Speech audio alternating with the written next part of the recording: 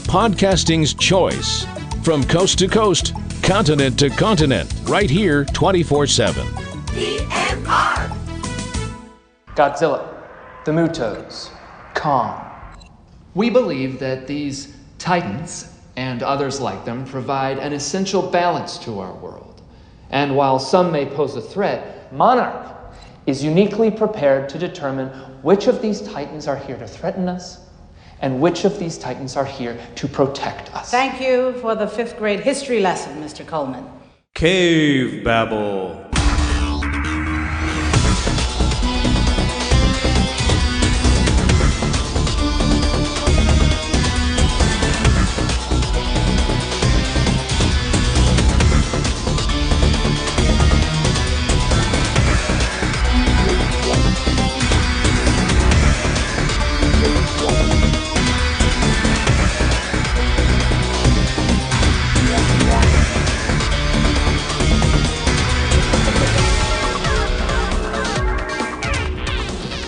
Hello and welcome to Cavebabble episode 264.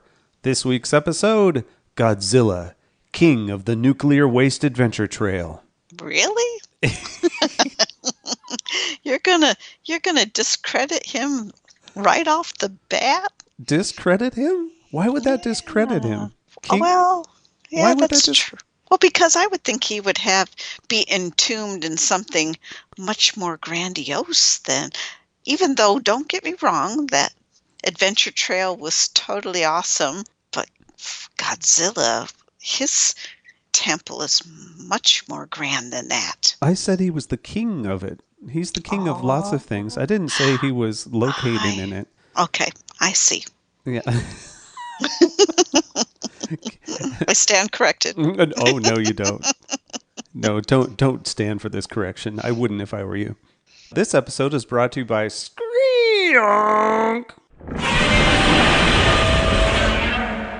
That's how they say it in the comics. That's how Godzilla's roar is written in comics. Skreeonk. Doesn't give it credit, because to me it doesn't sound like that at all. It doesn't sound like the yonk kind of does. The yonk at the end, but the scree is not really obvious, is it? No. Well, yeah. What would you call it then? I don't know what to call it. Yeah, it's Godzilla's roar. It's his roar. Hello, everyone. This is Eric. This is Valerie. Welcome to our podcast. We have a weird one today. We do. It's weird not because of the movie we're covering, but because of what we're mixing it with. The mashup. The mashup. We're on vacation. And part of our vacation was... that's easy for me. And as part of our vacation, we went somewhere weird yesterday because that's what we do. Yeah, we enjoy doing weird things. We look up strange bringing things. them to you. That's right. We look up strange things in the state to do. Actually, everywhere we go, we look up strange things to visit. As you know, if you've listened to any of our travelogue episodes. And yesterday, we went to the Nuclear Waste Adventure Trail. Yes. Mm-hmm.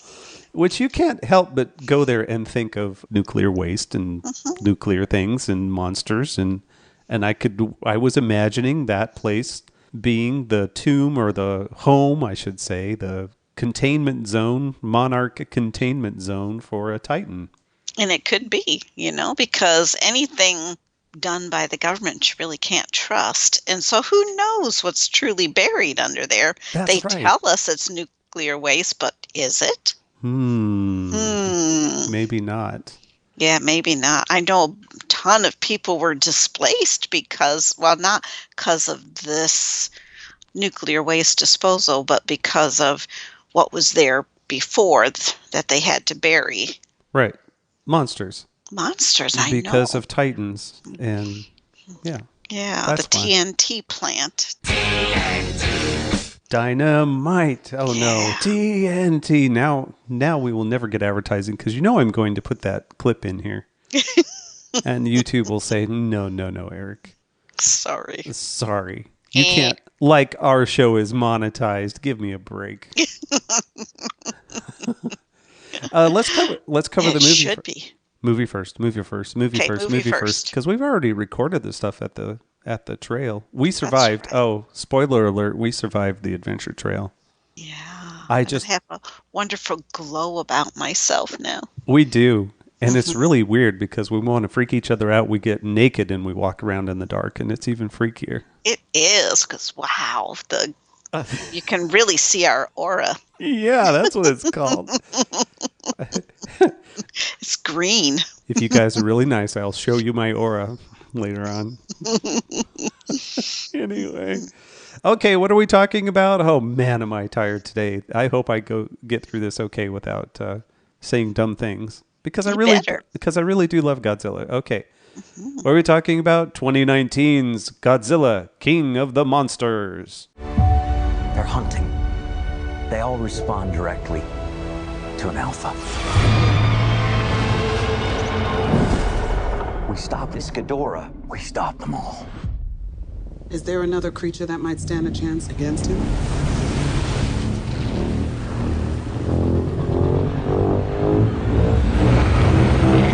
My God.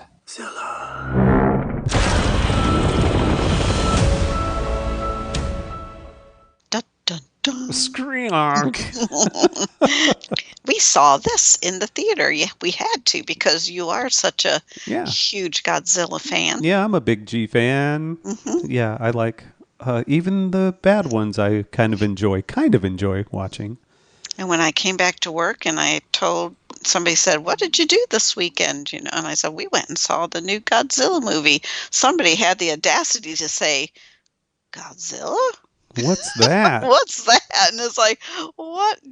It was like, what? See, now that do you live on Earth? Seriously, that I don't understand. I can understand someone not being a fan of the movies. I mean, it takes some of those films are pretty goofy, but I can understand if you're not a fan of them, but not even knowing what Godzilla is.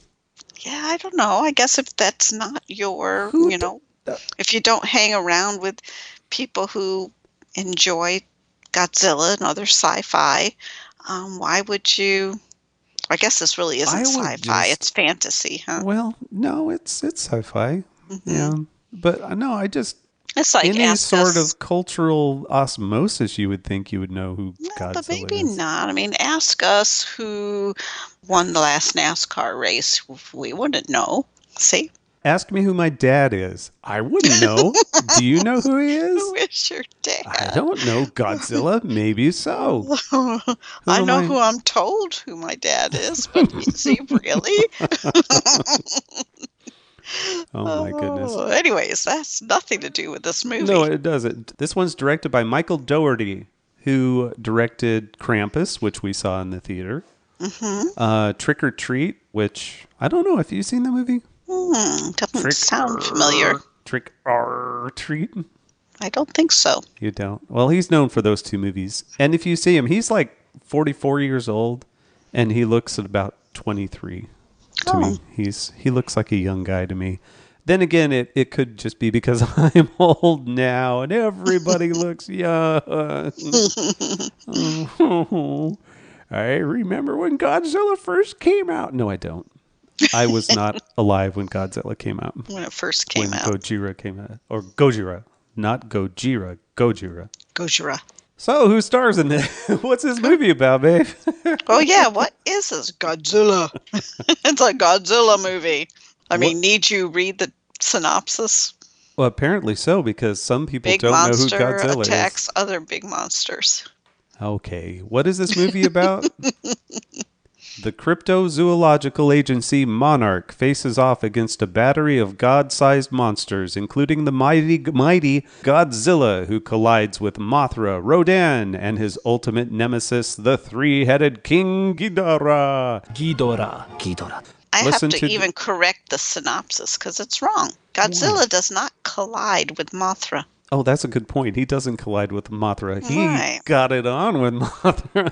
They have a symbiotic relationship, so he doesn't collide with her. They enhance each other. Did they not intimate that they get freaky deaky with each other? Somebody tried to say that during the movie, but then somebody else came back with it being a symbiotic relationship. Right, because she put him in his place. Yeah. Yeah. I don't know how that works.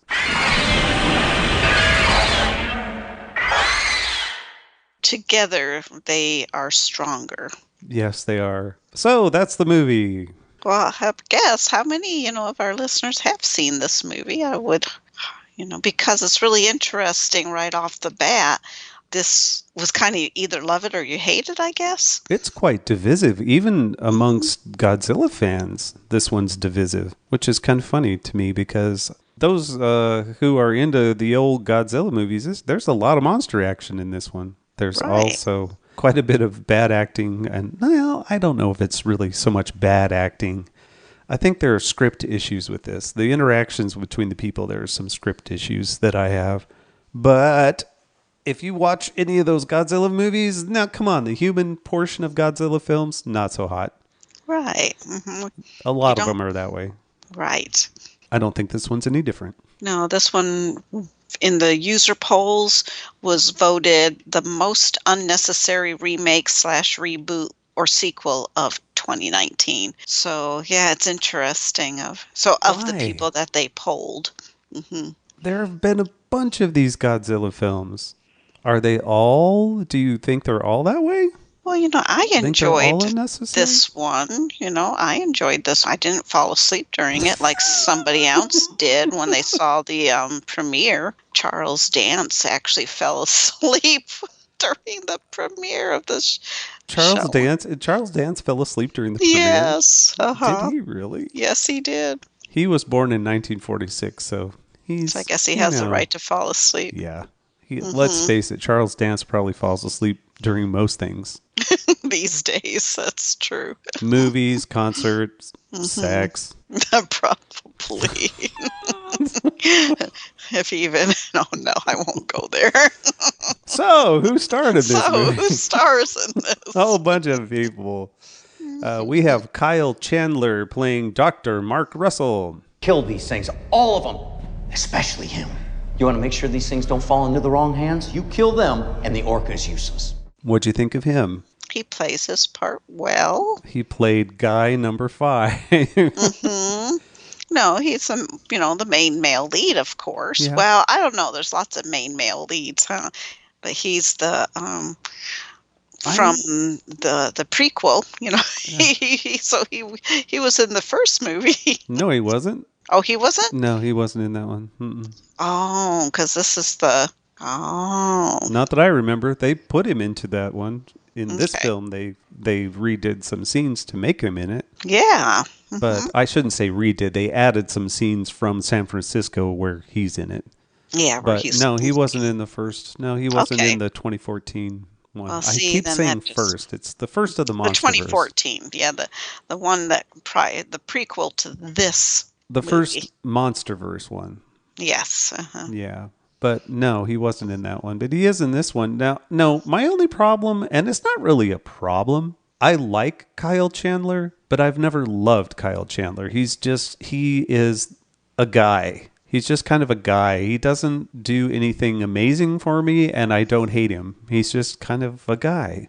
Mm-hmm. So I guess, he doesn't stand out to you. No, he doesn't stand out to me at all.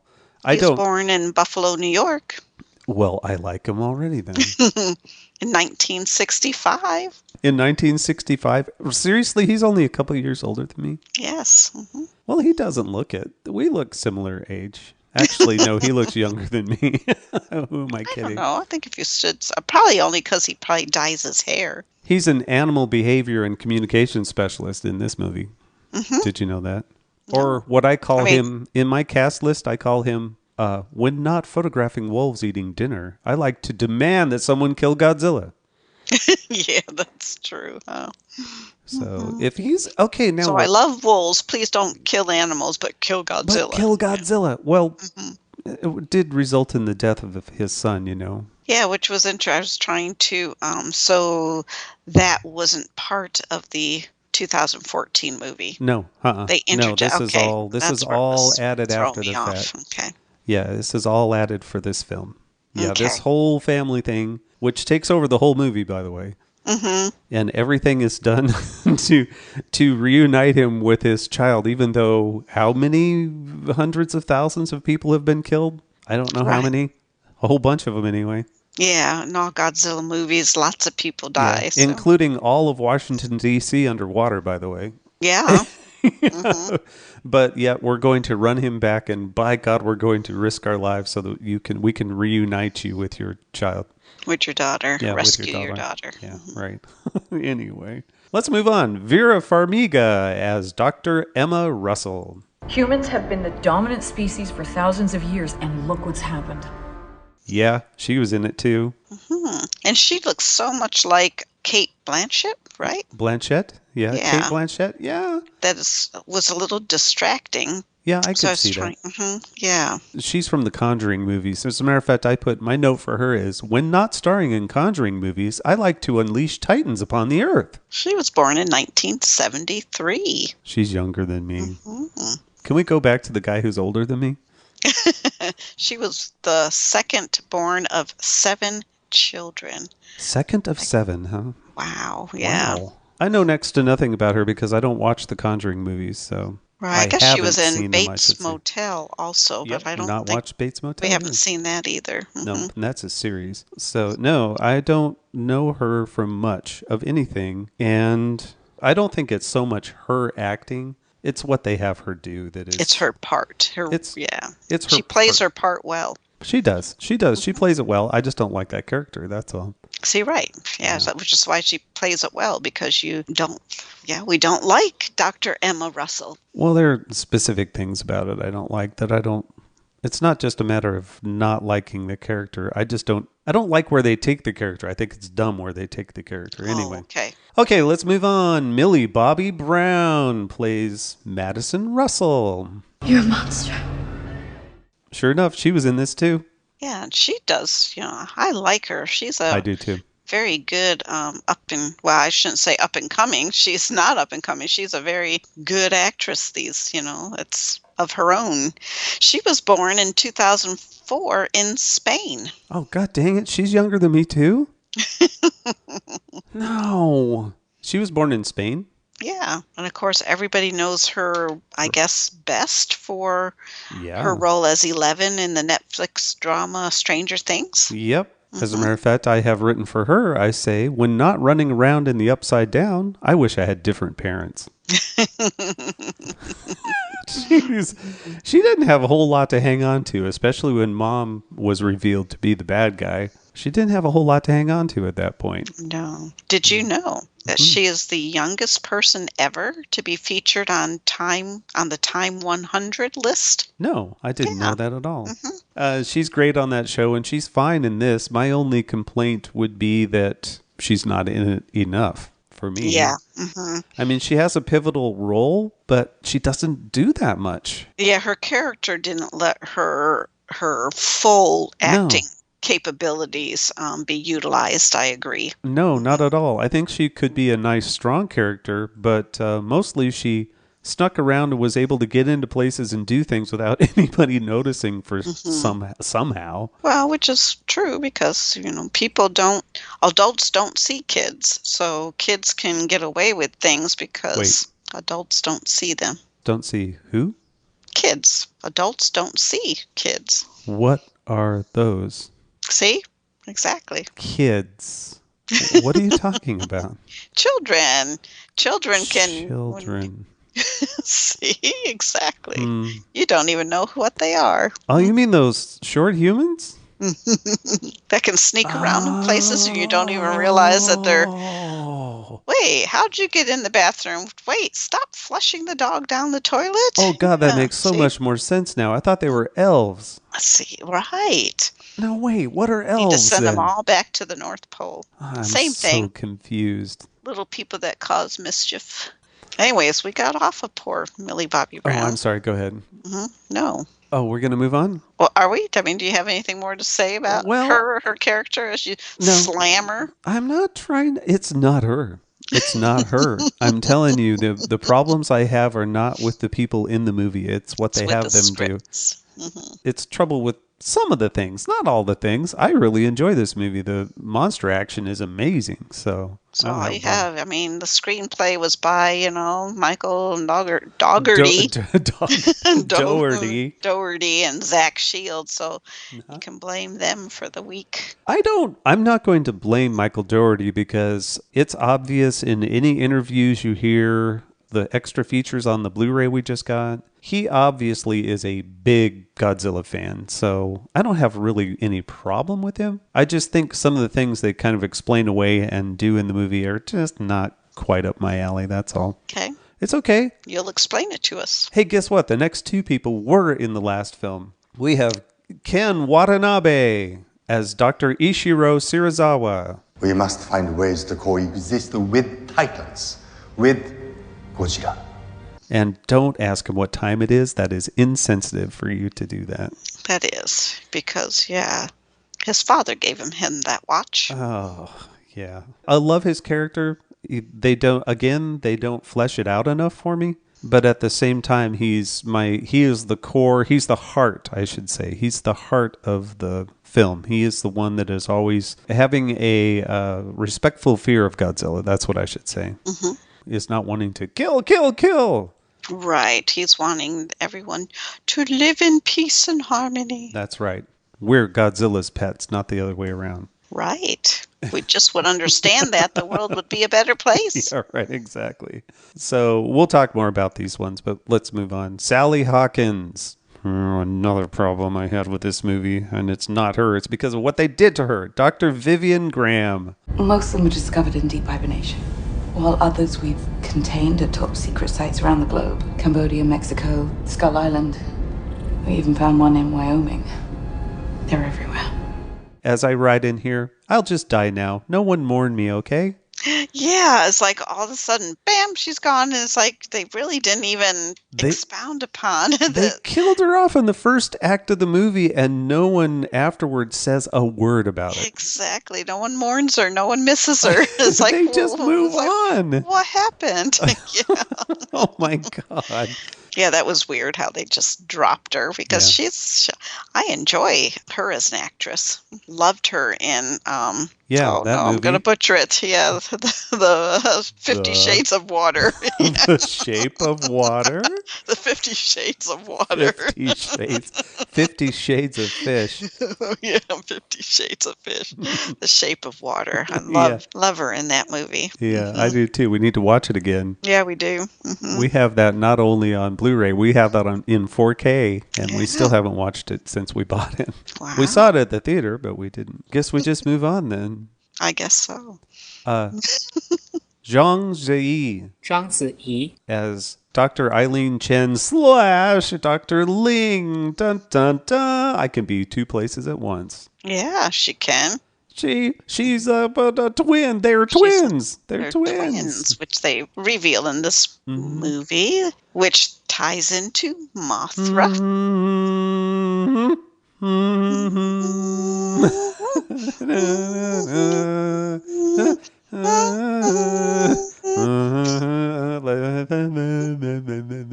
Okay, I kind of went off at the end there, but it was kind of sort of the song. Yeah, maybe. There was a reveal, and that's something else I'll talk about when we get to it, because, my goodness, when anyone had a monologue, they had multimedia to back it up, I tell you what. Mm-hmm. Every single time it's used. We'll talk about that. I think we all should have a PowerPoint video presentation available to back up our passions. Mm-hmm. Right, exactly. Available at all times. Mm-hmm. Bradley Whitford as Dr. Rick Stanton. This is just a larva. That's a baby. After it cocoons, something else is going to crawl out. Something bigger, meaner. We don't know that, Rick. Oh, yeah? Just wait for it, Chen. I'm funny, right? You guys did catch that, right? I'm the funny one. Oh, was he supposed to be funny? He was funny. Oh, that's true. He was funny. Well, he thought he was funny. He records everything, He was the comic relief of the movie anyway. I'd be careful. He's probably recording us recording. Yeah, I record everything. Now I have to put that in here. I record everything, man. Everything. He was fine. Some of his humor kind of falls flat. The line when they're talking about when Godzilla is all pumped up And at the end of the movie, he's got that lizard juiced. I was like, oh, come on. Yeah, it's like, yeah, there again, that wasn't his. That was whoever wrote his script for him. Some of his lines were pretty darn funny, but that one didn't do much for me. Yeah. He and Ken Watanabe, so Dr. Ishiro, they were both born in 1959. They're born in the same year, 1959. Yeah. Really? I think Ken's got him. Ken looks a little younger than. Yeah. Different genes. Let's see here. Charles Dance fell asleep at the Dance premiere if you want to. Yeah. as Alan asleep. Jonah. I would like to be known as that. I fell asleep at my own premiere. He's the co-antagonist of this film. I've seen human nature firsthand, and I'm here to tell you that it doesn't get any better. It just gets worse. Alan Jonah. Oh, now I want to put this in here. I'll put this after his name. I wish I was a doctor, too. He's the only one on this list besides Madison that's not a doctor. Dr. Mark Russell, Dr. Emma Russell, Dr. Ishiro Shirazawa, Dr. Vivian Graham, Dr. Eileen Chen, Dr. Rick Stanton, Alan Jonah. I don't know if he's best known for, but I best know him as Tywin Lannister from Game of Thrones, yeah. You don't best know him as the doctor from Alien 3? No. Oh, I thought you I remember know him dying via an arrow to his groin. Arrow to the groin. Yeah, arrow to the groin. Nothing feels so wonderful as an arrow to the groin. Clean up on aisle 7. Yeah. Oh, God. Well, if you're going to make a mess in the bathroom, not such a bad idea. Best place to make a mess. I can't imagine anything better than that, right? Right. So is that it? No, Thomas Middleditch plays Sam Coleman. Sam Coleman. I'm the head of technology. I joined Monarch shortly after you left. I'm a big fan of your wife's work and you. That came out so weird. And he says, wait, I thought I was the funny one. Oh, that guy, yeah. That guy. How would you like to be known as that? Oh, that guy. Oh, that guy. The guy that joined the agency after the other guy left. Yeah. Yeah, that's right. It's how they tried to explain. Is that how they explained that? Yeah. He was Monarch's director of technology. That's who he is. Right. So there, we covered him. Dorking things That's up. the main characters. What about Aisha Hines? She was Colonel Diane Foster. She's the one that flew the Argo, commanded the Argo. I liked her. True. She was tough enough. Are you tough enough? Are you tough enough? Now I'm going to put that in here. Hanging tough. Whoa, whoa. Hanging tough. You know that song, right? No. Oh my God. I don't know that song. Anyway, we had a bunch of military people. David Strathairn was back. That was Admiral William Stenz. He whom finally unleashed the oxygen destroyer. Okay. That guy. He was in the last movie.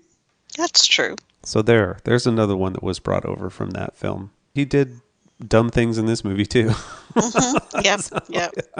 I didn't quite understand why the scientists were ordering the military around. When does that happen? It doesn't. When in the history of the world has that ever happened? Yeah, it's like, well, at least not that we know. At least not what they tell us on the news, if you can believe half of that. If you can believe the news. If you can believe the news, we're going to take time out of our Godzilla. They only tell us what they want us to know. Yeah, no. Don't so for all we know, the scientists do. Yeah, scientists could be blackmailing the government. Babe, for all we know. Oh. Be quiet. Big science is listening. Science is listening. Oh, shh. Be quiet. Big science. That's right. So, about Godzilla King of the Monsters. What'd you think of this movie, babe? I didn't fall asleep during it. Okay, you already said that. You're going to have to do better than that. You already said better than that. Yeah, going to have to do better than that.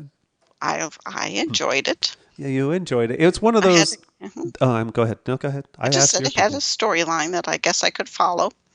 Mm-hmm. Yeah. It was more than just a bunch of monsters fighting. It actually had a storyline.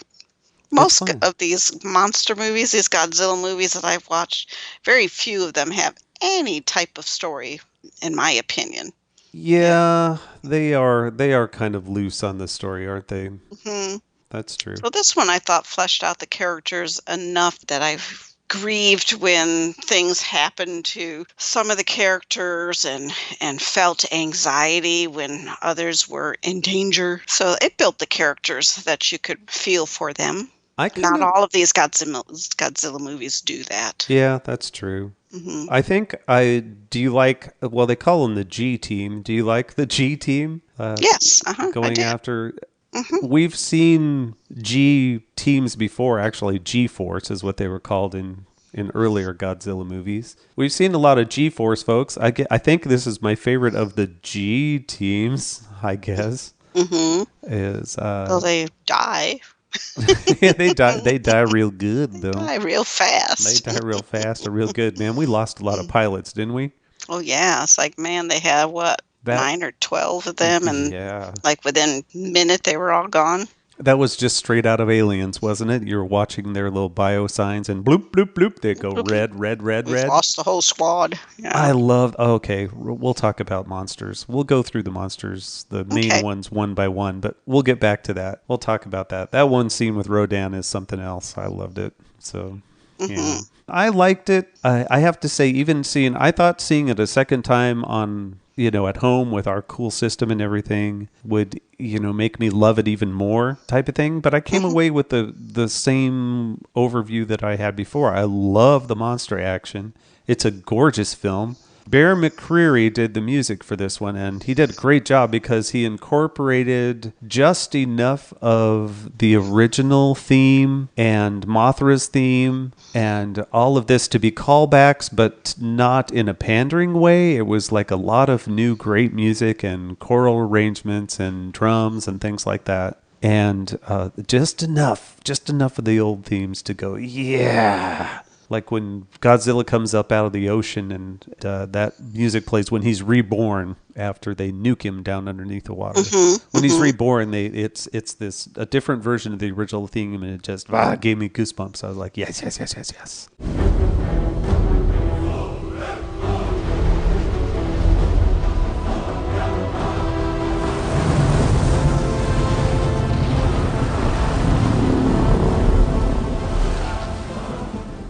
Even though I couldn't understand what he was standing on. Yeah, that really bothered you, I could tell. What the hell was he standing on? That submarine came from way, way, way, way, way down there. Godzilla's huge, but he ain't that big. And he comes up. He must have Godzilla floaties. He must have these like floaties underneath him or something. Because he's not radioactive power that projected. He's not propelled him. He's not treading water. His arms are above the water. Oh, his legs could be going really fast. Oh my God! Can we please see that? I want to see that. Oh, his legs going really fast. Oh man, those big old Zilla legs. Oh yes, please! I want to see that. No, I've always wondered that. They do that in a lot of scenes with Godzilla. It's like, what is he standing on? He is not. That water is deep. He's not that tall. But they always have him do that. It doesn't matter. They do the opposite as well when they're in the shallows, but yet they can suddenly be completely underwater. They do that all the time. They play with the depth of the water all the time. They do. There are always huge monsters that can suddenly be hidden completely from view, even though the water is only like 20 feet deep. So that's okay. I always wonder, since they're all computer-generated creatures, I mean, they should be to scale all the time, right? You would think so. Because you have the model, and the model is at a certain scale to whatever backdrops you put them to. But then it just seems like sometimes they're so huge, and other times when they're interacting with the humans, they don't seem quite as big. But right. You have shots, like that shot of Boston, they just are towering over everything. Right. And you think, okay, well, how tall do they have to be to tower over everything? And then when you read how tall they are, it's like, okay, yeah, they wouldn't be towering over everything. You wouldn't think. Yes. Right. But there again, it's true to the Godzilla verse. I mean, that's what these movies do. 300 some feet is big, but it's not the biggest thing in the world. Right. Right. As a matter of fact, that's one of the problems I had with. It's not really a problem. I keep saying it's a problem. I really do enjoy this movie. I don't want anyone to get the wrong idea that I don't enjoy it, because I do. I want a new Godzilla. I want a new one all the time. But even though there have been 35 Godzilla films since 1954. Yeah, why do they say it's an unnecessary remake? Then they all should be, right? 35, yeah. Or sequel, I should say. That's okay. That's longevity. 35 movies. How can you not know Godzilla by now? Yeah, I guess so.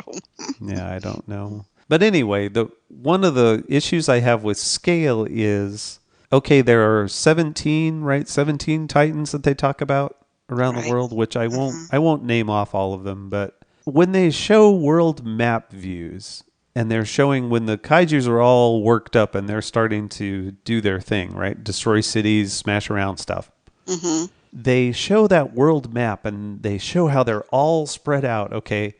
But the markers they put on the map are massive. Yeah. They're huge markers. That's so that we can see that the world is being taken over by these things. But if you actually put those to scale, they're like the size of 3 buildings. Right. Or 3 skyscrapers or so, sometimes more than that. I mean, they are big. But on an Earth scale, that's still not that. I mean, right. Each one of them can fit inside of a stadium, a football stadium. So you got to think of it in terms like that. Sure, they can do a lot of destruction. They can destroy a lot of things. But if you put them to scale, the Earth is a lot bigger than that, Right. Kind of thing. So, yeah. They're not going to wipe out humanity, right, which at one point in time in this movie they talked about. Oh, no, they're not going to wipe out humanity. We've built these, shelters. It's like, but still, like you said. Yeah, you'd have to rampage for a long time in order to wipe out humanity. Yeah. At that size. Even at that size, you would have to rampage a lot. But guess Unless what? it's all the radioactive fallout from all their battles, maybe. That's just it. And Ghidorah is, brings a hurricane. I mean, we have Dorian is about to hit the coast right now. Imagine a bunch of Dorians, and yeah. So never mind. I guess they could wipe things out. I just had a problem with the scale. You got to show those markers just a little bit smaller than the entire eastern seaboard of the United States. Exactly. Pinpoint it a little bit closer to Boston. Right. Exactly. Right. San Francisco. Poor Boston.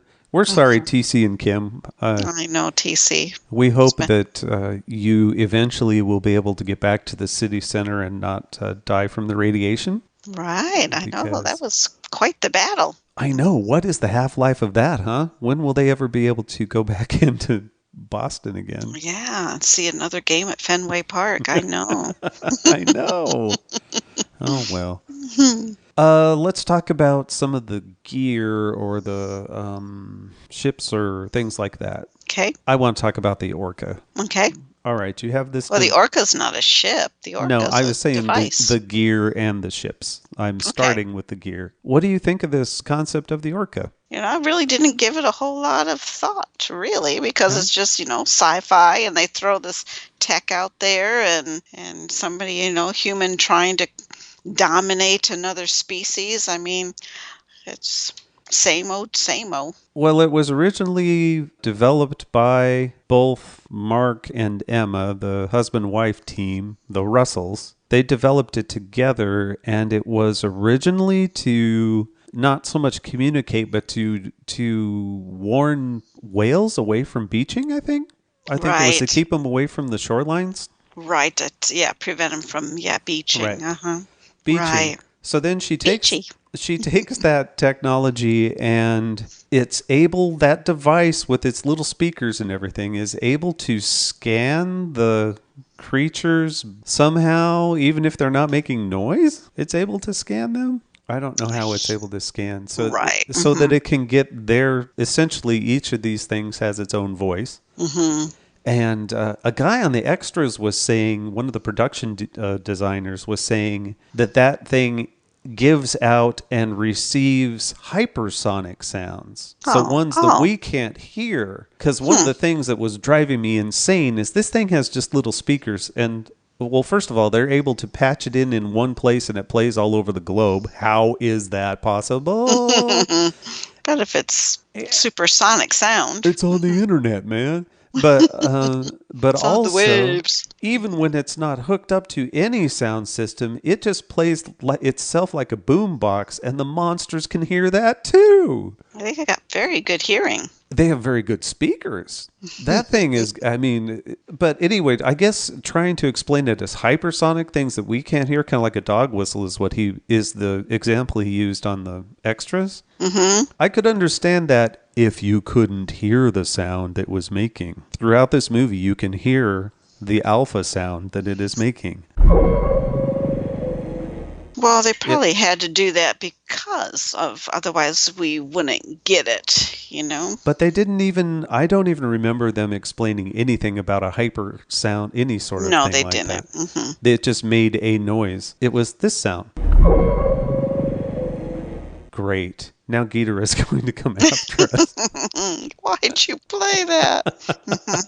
Because humans were the missing part of the sound. No! Apex predators.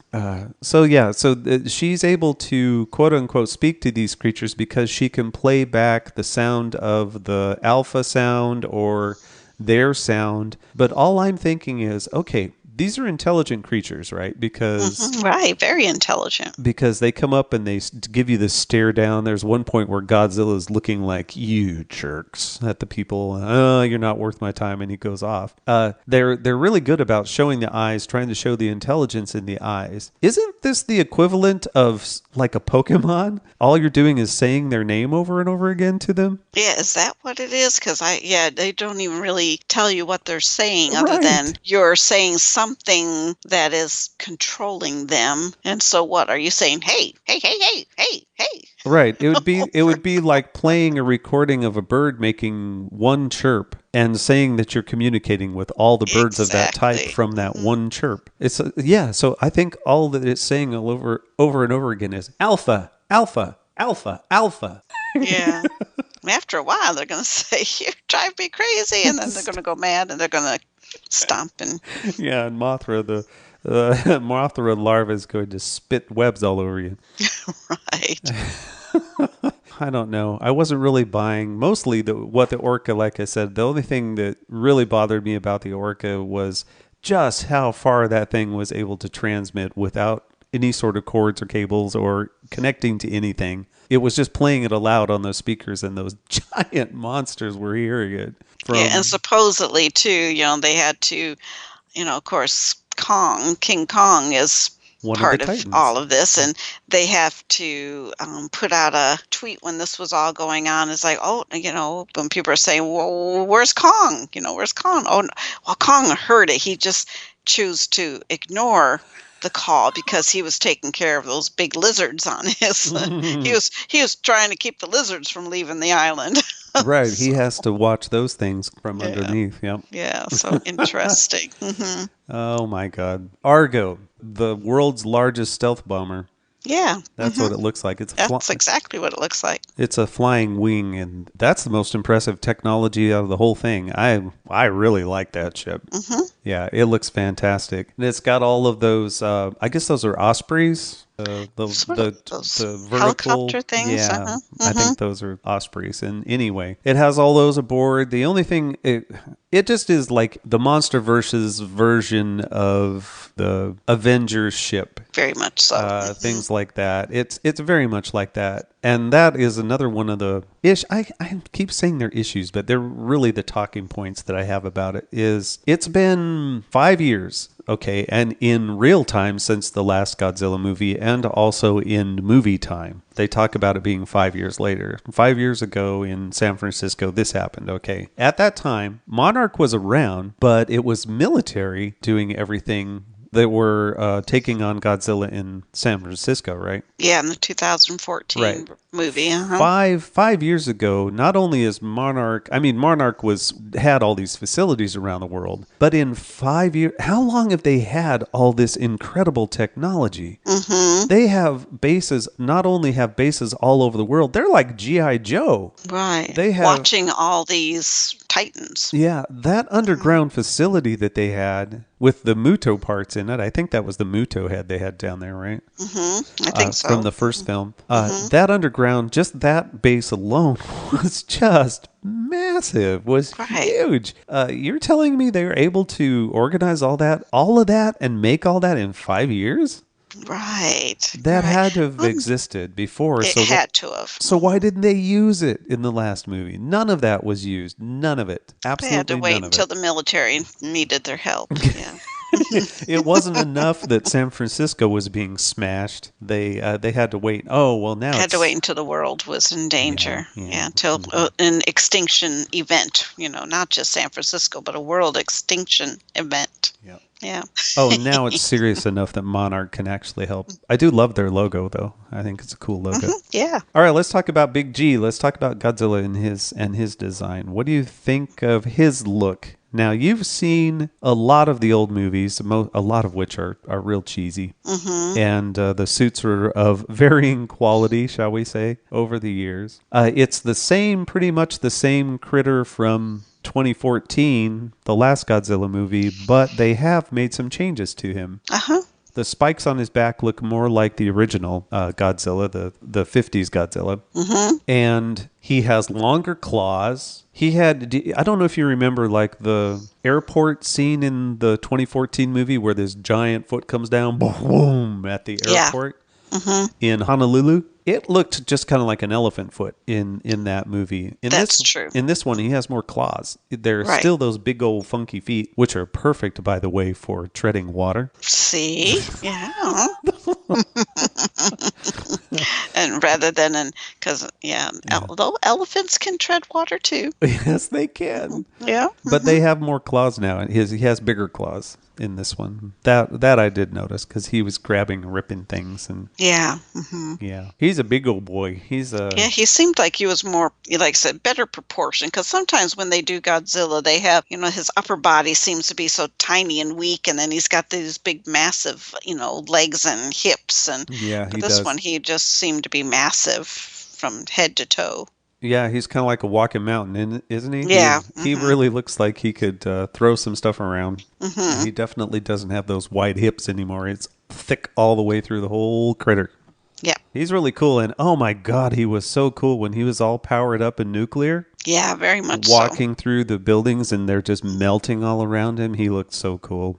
So I take it that they really didn't flesh that all out. So, I kept saying when he was going nuclear that I thought maybe he was going to implode, but he doesn't, So he survives his going nuclear. Yeah, he sends out blasts. That was really cool. And did you notice in those blasts that each one that went out, they had the shape of Mothra's wings? Yes. Did you notice that when he sent those out? And and it made the Mothra screech too when he did it. So yeah, she powered him up with her little Mothra dust. Did you catch that? Because of course we kind of jumped. I don't know if you're going to go back to that, but Mothra. Yeah, we'll talk about it. Sacrifice herself to power up Godzilla, to power him. So anyway, did you catch that? That obviously was not the end of her. Oh no, it's never the end of them. Yeah, because prior to this battle, I guess you had to be paying attention to the end credits, because in the end credits, one of the clips was that she had laid an egg prior to this final battle. Yeah, and it showed a picture of the egg, didn't it? Yeah. Yeah, I think there was a photograph of the egg. They all come back. None of these things are dead forever. And so it's interesting. People's different because, out of these, I, of course, love the Mothra monster. And even from the other movies, I really enjoy the Mothra movies, and I guess I enjoy the little twins. Those are the most memorable for me. Yeah, and they've changed the twins now to entire generations. I should say not entire generations, multiple generations of twins that have been researching and have been protectors of Mothra, I guess. Or not protectors. They're not or the what same. Do you call them? I don't know how to. Priestesses of Mothra, maybe. But they aren't the same type of characters as the little twins. As the original. Yeah, they're different characters, but it is cool. That callback to them is neat. I like that. That's a nice way to patch it into the former movies. The Mothra design is really cool, but she is totally different than she used to be. Yeah. She's not a moth anymore. What is she? She's like a wasp moth. But she is a moth because I think they really did a lot of research on her, and there are some moths that can grow their legs longer to protect themselves. Yeah. Do you know any moths that have a giant stinger that can kill things? Probably in Australia there's probably some. Right. Everything that kills things is in Australia. No, I don't know any moths with stingers. She's definitely has a totally different look. As far as the main body of the creature, yeah, those sharp legs and that stinger, very unmoth-like. But those wings are really cool. I'm not complaining. She's badass. I think she's really cool. And that scene where her wings unfurl underneath the waterfall just gives me chills. It's a beautiful scene. Oh, yeah. And so no complaints from me on Mothra. I have no problem with her at all. Let's talk about Rodan, since Rodan is so cool. Let's talk about Starscream, is how I should call yeah, I'll talk about that in a little bit. I have a problem with Rodan, with a certain part of that as well. The Rodan design is badass. Looks so cool. I love all of the lava that's always like flowing off of it. It's like it has internal lava blood, seems like, and it's always smoking. And I love the scene, which I'll finally get back to, with the aircraft. As the fighters are flying there, Rodan comes up beside the Argo. For some reason, it never quite gets the Argo. I don't see how it couldn't have wiped that thing out 50 times. But he's in amidst all of those fighters and just brings its wings in and does this twirl. And the wings just wipe out the jets all around it. And you just get the feeling everything about Rodan is he's just toying with them. You know, as he's flying along and they're shooting at him, he's just looking over at them like, yeah, right. And then he just flicks and another one's gone, Yeah. But the only problem with Rodan is that it's living in that mountain, okay? I should say is encased in that mountain, is being contained in that mountain that has a big cap on it that obviously the Monarch must run that facility, right? Because they are monitoring all the Titans. Right, so they've got to be monitoring that one too. When he breaks out of that, the whole thing goes up, that volcano erupts and those wings unfurl. He is like twice the size of the top of that mountain. Yeah. How the hell did he fit down in that little cap that they had in that thing? How did he fit in there? Oh, kind of like a cocoon, maybe. No, is it like a Pokemon egg? He grows when he pops out of it. It's like Rodan. Don't feed him after midnight.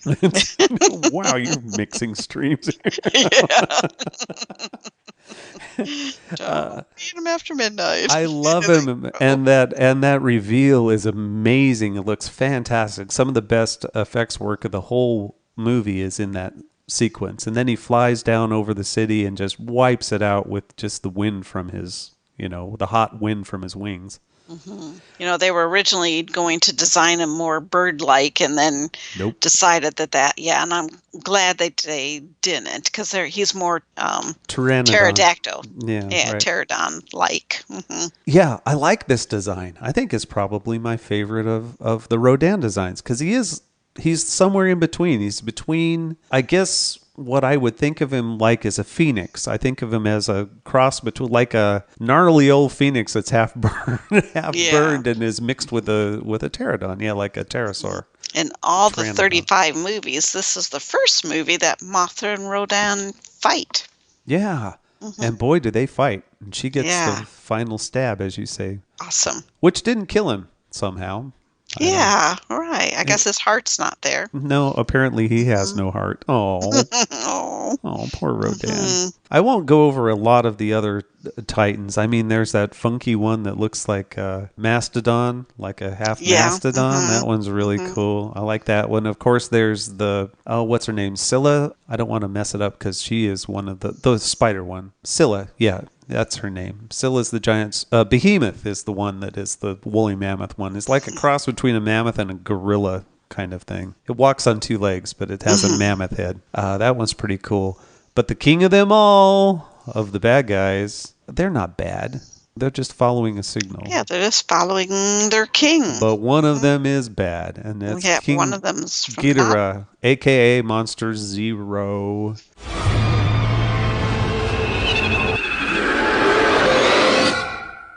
What do you think of that? Not of this world. Yeah. Not of this world.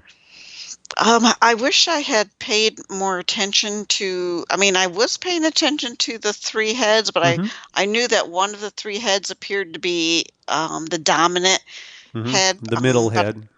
But I was also reading that one of the heads was the more tactical, the one that was better in fighting, and some of the subtleties was as the middle head was giving the orders, the one that does the battle was kind of saying, "What?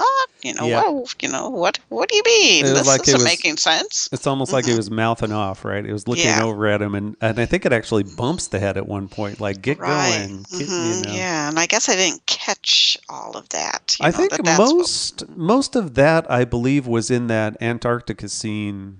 When it comes out of the ice, and that whole fight within there is where I caught most of the attitudes of the heads. They weren't as distinct as everybody's acting like they're super distinct from one another, and I just didn't get that. The second time through, I didn't get it nearly as much. Okay, maybe that's why I missed it. I caught it more in the theater, and as I recall, it was mostly in that scene in Antarctica that I caught that. Okay. But it can grow its heads back. I mean, this thing isn't going to die, right? I mean, right.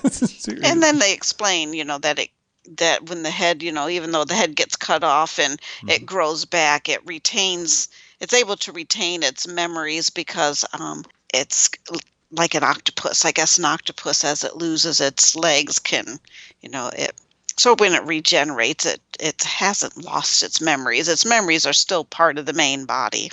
Why couldn't it even have three distinct brains that are inside the body and not up in the heads? See, that too. For all we know, we don't know. We don't know anything about it. The poor thing doesn't even have four legs. It just has hind legs. Right. Which has always been kind of the goofy thing about Ghidorah is that design where you have those big badass wings and you have those big, squatty body legs. And no upper legs, and every time it's going. Birds don't. I mean, I guess if he's kind of like a bird lizard, but he's really not. He's more of a dragon. That's true. He's a dragon. That's true, and dragons have four arms. That's true. Apparently not if they're from space. There you go. He evolved and found that he didn't need them. He didn't need him. No, they got didn't in the need way. Him. Yeah. No, we just had one. I only remember the one scene with Methuselah, which is the big mountain one. It's the one that looks like mountains. That was the German one. I want to say, was that the German one? That that was a whole looked like a mountain range, but then it came out of the ground, and it was So, there are all these things that I want to see more about them. I want to know, babe. I want to know. What, haven't you watched all 35 Godzilla movies? These Titans are not the same from the old movies. Oh. I thought maybe they were within. I guess you've got to read the novels. The Mutos are from, of course, the 2014 movie. And, of course, King Kong is from King Kong. Is from Skull Island, I should say. Kong, Skull Island. And Godzilla, Mothra, Rodan, Ghidorah. And I quoted, Monster Zero. Those are all from the movies, but all these other ones, Leviathan and all of that, they're not from that. So hopefully they'll be covered a little bit more in the next, not the next one, but the one after this, probably. Yeah, they probably won't be covering it in the King Kong one, obviously. No, they won't. Do you have some more trivia for this one? There is a lot of trivia, and we wouldn't have time for me to read through all. Most of the trivia that's in here is what we've been discussing. Yeah. Things like the outpost numbers correspond to years that the films, that classic Godzilla movies covering those creatures or whatever, it corresponds to those years. So things like that you catch as you're watching it. Oh, I just wanted to touch on a couple of the characters and their monologues. I mean, I said it a little bit, but Dr. Russell, Emma Russell, okay, she plays it off like she's not one of the bad guys until it's revealed, okay? Now, were you like me? Were you this time through it? Were you kind of watching for telltale signs? Like she knew what was coming? I was looking for that because, like, for example, when they first, I thought I caught that she even knew when they were going to storm Ghidorah's lair. She knew. I could pick up Mothra's lair. When they were first coming to the one where Mothra was at, I knew that she was... Right. Because the one guy, she said, "Oh, you're not going to stay," or something like to the main guy, the other main guy. Yeah. And he said, "Oh, I'm not going to miss this for the world." And you kind of got this feeling like, oh, dang. I'm trying to warn you. Right. No, you don't want to stay. Right. It's like she was trying to warn him, but not warn him. And sure enough, he ends up getting shot in the head. You know? But her turn, specifically her monologue that she does, which they spoil, by the way, in the previews for the movie. They have her saying that, so we should have known right from the go that she was turning. That is true.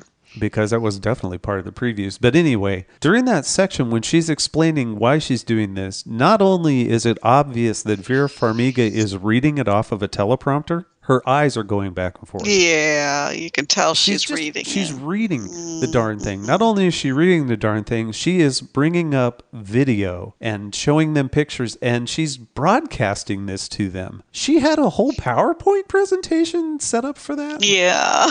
Yeah, pre-made. What the heck? On the ready, push a button so she could convince people of her passion. Right. It's kind of like, it's her way of saying, yeah, I know that there are dead bodies everywhere, but look at this. We are going to coexist once they have their chance to run around. We're going to coexist, which we do, by the way, at the end of the movie.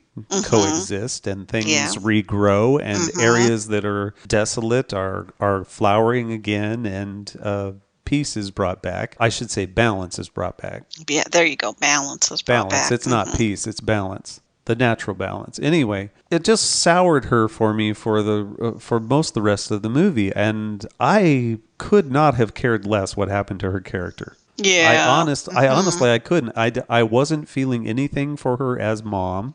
I wasn't feeling anything but, just die already. Would you please? Because she wasn't very motherly. No. She was definitely all about herself. And so when she finally at least did the right thing and led Ghidorah away from, she at least finally did redeem herself in death, Because that little bitty speaker was going off and it was totally distracting Ghidorah. And for some reason he couldn't catch her for a while there. She got away. She was just driving that Jeep for quite a little bit. Those buildings. Monster. He had to go through the buildings. Yeah, he was knocking those down. And meanwhile, daughter and husband are flying away. The shot's back toward Boston because they had to be far enough away that the bursts from Godzilla didn't destroy them, okay? They were so far away as they were looking back and screaming, saying no, as she was about to die. There was no way in hell they could see her down there. Right, They were so far away. Yet at the very moment of her death, they were like, no! It's like, oh, come on. Yeah, you can't see that. Exactly. I could tell by the look on Ghidorah's third head that he just stomped her, that he just ate her. Other than, maybe the way that Ghidorah was reacting would be the only way they could tell that he had, met his kill. Yeah. And actually, he didn't kill her. It was the blast from Godzilla that did it. I think it was Godzilla coming from behind, and the combination. Yeah, that first shot. I don't think he specifically. I don't think Ghidorah actually killed her. I think she was killed by the blast. Okay. I don't know. I'd have to watch it again now. Darn, I have to watch a Godzilla movie again? Darn. But anyway, I only mention hers so that I can so that I can talk about Dr. Chen when she is doing the reveal of, yes, I have a twin and it's multiple generations. She's sitting at a desk and she's doing a presentation as well. Yes. She's bringing up all of these creatures and her family photographs. She just has that on her desk, on her little laptop thing. And I think, where does she call? She just called all that stuff up to explain it. Here. I had this on a push button. In a file on my desktop. And there's another point where she is, quote unquote, doing research, where she is just going through old illustrations of monsters. Like, yeah. Yeah. I'm doing heavy research. And there's this, and here's me doing this research and that research. And it's not even her. It's just like, there's an old woodcut of this monster. There's research. I'm just tying it all together. And not tying it in together. Not tying it in together. Not at all.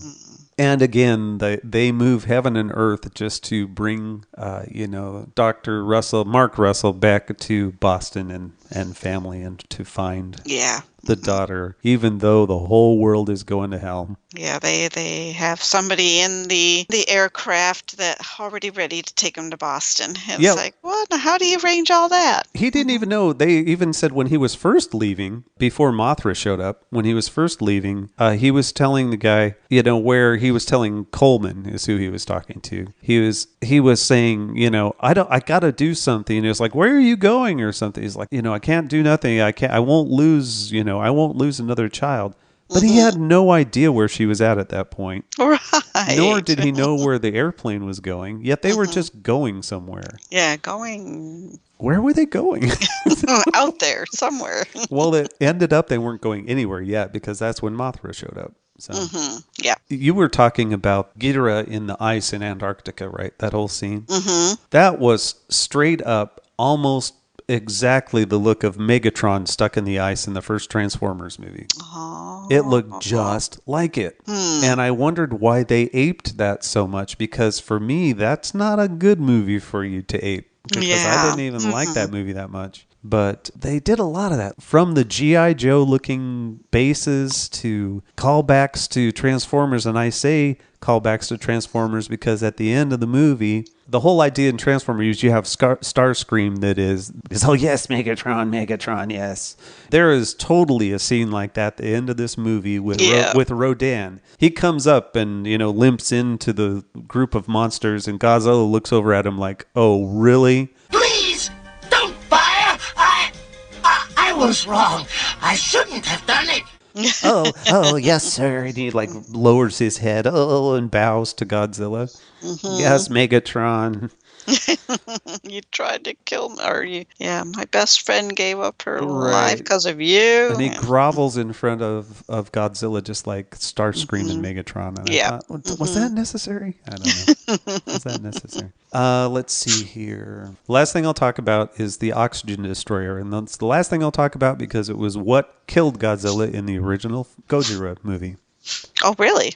Uh-huh. They used the Oxygen Destroyer. They used that in the original film. I remember that. To kill Godzilla. They use it in this film, and I know what they're trying to do. They're saying, okay, the military came up with this amazing, based on old research, on that original research. They come up with this Oxygen Destroyer, and they fire it off, and it does nothing but make Ghidorah stronger and kill Godzilla so that he can't help out.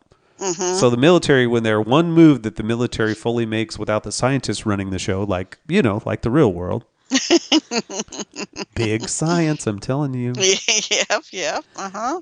It was totally ineffective. It did the opposite of what they wanted to do. And then we never brought it up again. And I thought, is that really a nice, it's a callback to the original, but would you just blow over it by saying, "Oh, thank you, military. Now you've just destroyed our one chance of getting, Oh, and now we're gonna lose Serizawa. Oh, man. So anyway.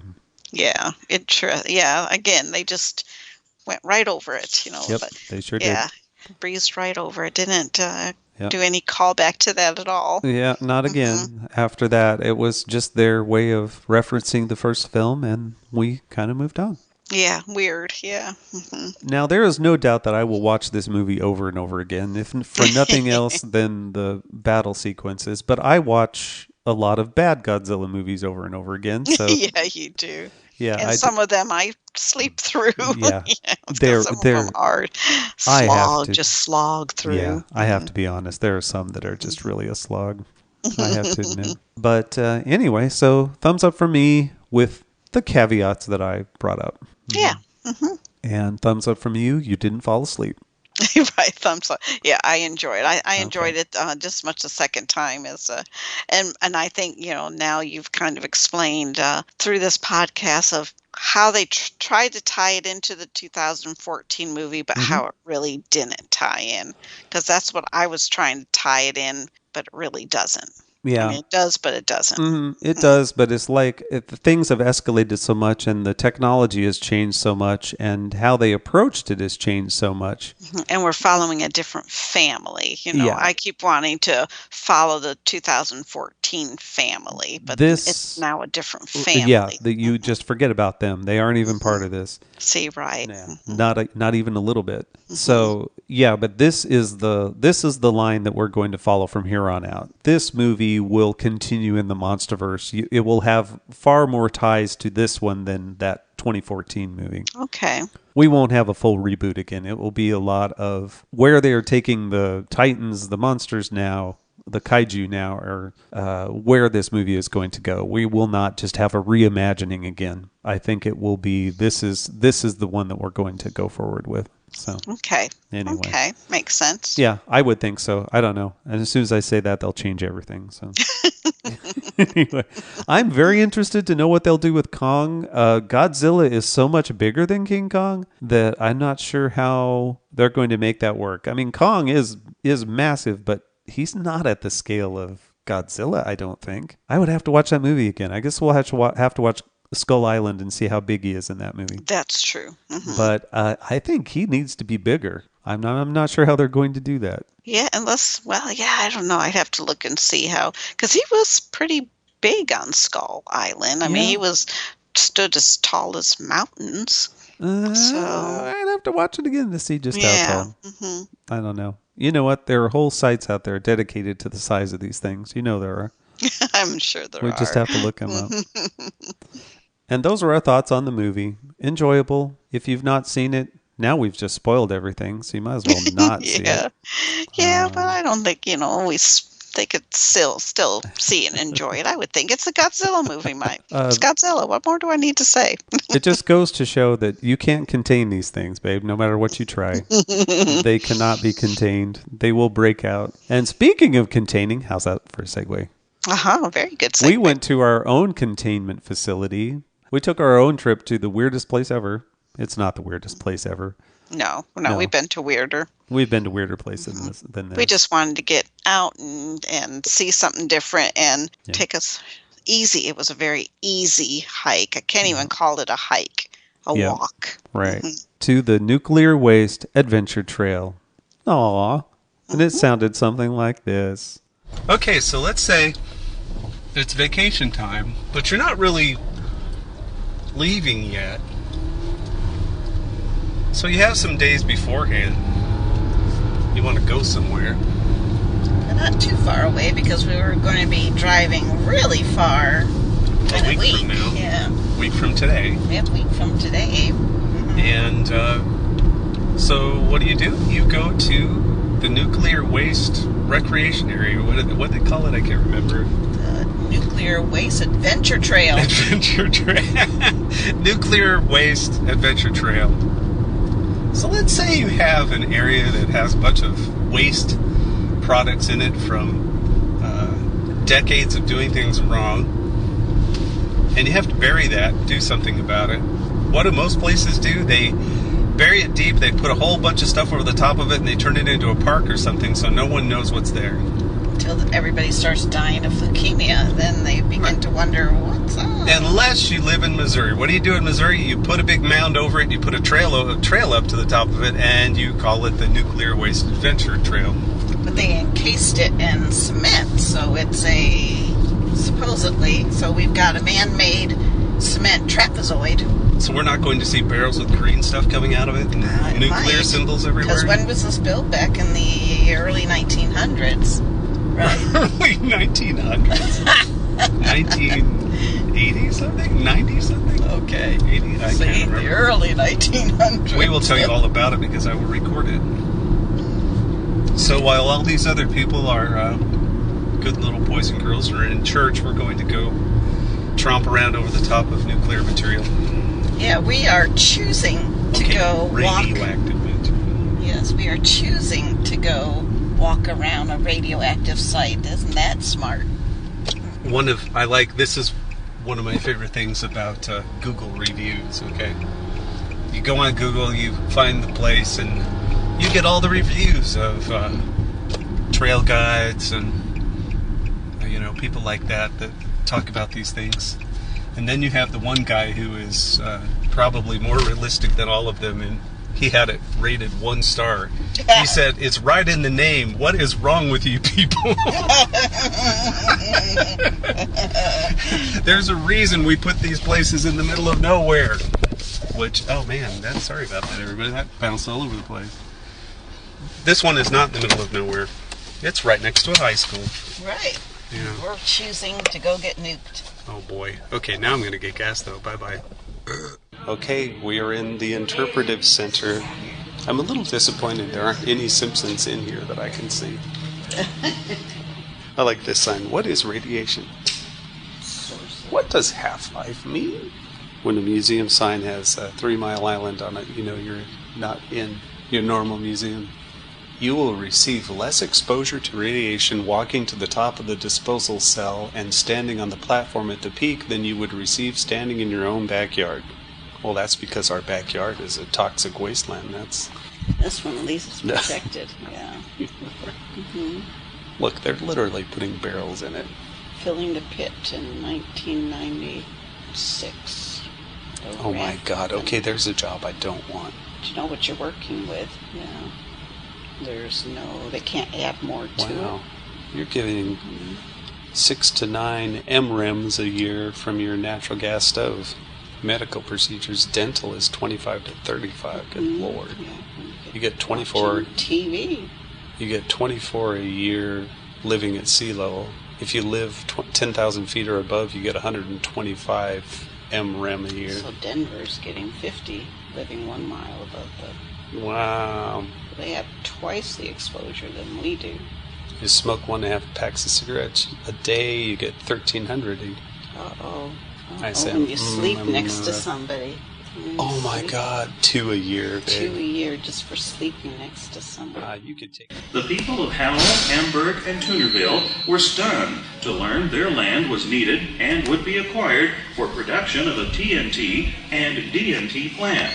Word spread quickly through the towns as letters from the War Department were deposited in mailboxes. The 576 residents would be permanently displaced from their homes, and construction of the plant was to begin in only 45 days. Good Lord. In August 1945, as Americans celebrated the official end of World War II, termination of production at the Weldon Spring Ordnance Works was ordered. In 1946, the U.S. Army Corps of Engineers began to decontaminate the site. The U.S. Atomic Energy Commission, so then we started to process uranium here. Acquired more than 200 acres to build the uranium. After kicking all the families out so that we could make TNT. The plant consisted of 44 buildings. Started processing uranium. Yeah, that's something else. That's a crazy amount of concrete and rock. Crazy. 1.48 million cubic yards of contaminated material. Resides here. 65 feet in height, 45 acres. Wow. And we get to walk on it. Wow. It's a very interesting place. It looked like the walkway up to the top of this is like, I don't know. Like I said, it's like the surface of the moon, but rockier. It's so flat. They're big rocks, probably the size of your head, but yet they're fitted into one another. They couldn't have done it by hand, though. They'd have to flatten it. They had to have dumped it and then flatten it. And then flatten it somehow. Oh, and look at the little butterflies on the poo. Pearl crescents is what those are. Okay, we're talking butterflies now, and the wind's bad. Wait a minute. Did you just point out butterflies on poop? Are you glad we came? I am. That was more interesting than I thought it was going to be. Very interesting. I'd seen it. First place I saw mention this was Roadside America, which is my source for a lot of things weird that we go and we see. It was on that, and then it was in Atlas Obscura. Atlas Obscura. Yeah, Obscura. And Atlas. with good reason. It is kind of a weird site. And like I just said in the last recording, it is really wild when you go up this main slope, and then it's kind of a gentle slope from there up to the very top, and that's where it looks surreal. Like, my comparison was to photographs you see in Tibet of these desolate places on top of mountains with flags all around, you know, Buddhist flag-looking places. Flat, rocky Buddhist flag places. Yeah, that's what it looks like up at top, which is really cool to see in the middle of Missouri. So yeah, come here. I mean, there's not that much to do. It's interesting. Yeah, I mean, when you're out and about, and I mean, probably have something else to do too, because what we got here at noon, and in an hour and a half we're done. So. Which is about the time that the site said people stayed here for about an hour and a half, and that's right. We walked all the way around it. It's big. Yeah, walked around it. And that took up quite a while. Mm-hmm. Very nice. Up to the top of it, has some markers up there. All right, da-da-da-da-da-da, bump, onward. All right, I was just thinking as I was looking up here at this big old place, this big hill, what if a big radiation-eating monster broke out of the top of that? Oh, just like Godzilla, King of the Monsters, the monsters. So really what is entombed in here is not... They're trying to tell us it's radioactive waste, but it's not. They're containing a Muto or something in there is what they're containing. We've got to figure it out now. Rodan's going to break out of there. So actually, Rodan is the... 1, 2, 3, 4, 5 cyclists that are about ready to become Rodan fodder. Now, well, yeah, Rodan's into the heat of the lava. He comes out of a volcano. But the Mutos were the ones that were around the radiation. That's true, the Mutos. And of course, Godzilla is... King of the Monsters. There you go. That's our next podcast right here. Oh, it is. We have this combined with King of the Monsters. We didn't do King of the Monsters. Nope. Oh, okay. We didn't. So there you go. Know what we got to watch. Stay tuned. Stay tuned. And we're back. How did you like our adventures? That was fun. It was enjoyable. It was nice seeing another place that is close, fairly close, that we've never seen before. Yep. I'm surprised. Roadside America. I'm surprised we hadn't gone before. And coming back on 94, that was a section of that highway we hadn't driven down before, and there were some cool things, wineries and some neat stuff that we want to go back to. Yeah, very pretty. And then we were going to take 94 all the way home and couldn't because it's still destroyed from the flood. Yeah, there's flood damage. As a matter of fact, there were sections of the road that we did drive on that half the road was underwater. Still flooded, yeah. Yeah, wow. And did we turn around and don't drown? No, we went right through the water. No, it wasn't that bad. It was over part of one lane. That's true. It wasn't over the whole road. We wouldn't have gone through if it was over the road. Right. We wouldn't have gone through, right. If you would like to share your thoughts of Flooded Roads. Man, that sounded weird, didn't it? Oh, or Godzilla movies or nuclear waste areas or anything like that. Cavebabble@gmail.com. Or you may head over to cavebabble.com and see a list of our shows. You may join our Facebook group. Go to Facebook, search for Cavebabble Podcast, and ask to join the group, and we will accept you. Or you may subscribe on iTunes, search for Cavebabble Podcast, and subscribe. If you like what you hear, please give us a review, a nice one, poor one, whatever you want to. We're not your mom, right? We're not. No, we don't want to be. You can be honest with us. If you can't be honest with us, who can you be honest with? Pretty much everyone else. And that's about it. Have anything to add? I don't. Skreeonk. Have a fantastic Labor Day, the rest That's of your right. Labor Day. Yeah, this won't be up then, so. We're recording it on Labor Day. Yes, we are. All right, thanks for all the downloads and listens, and until next week, we're out of here. Goodbye. Skreeonk. Cavebabble.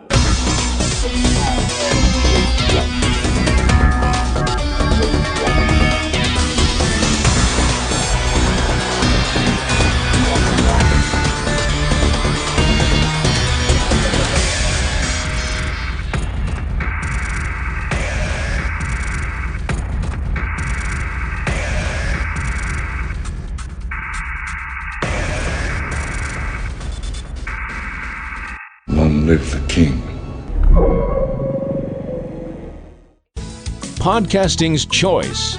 From coast to coast, continent to continent, right here 24/7.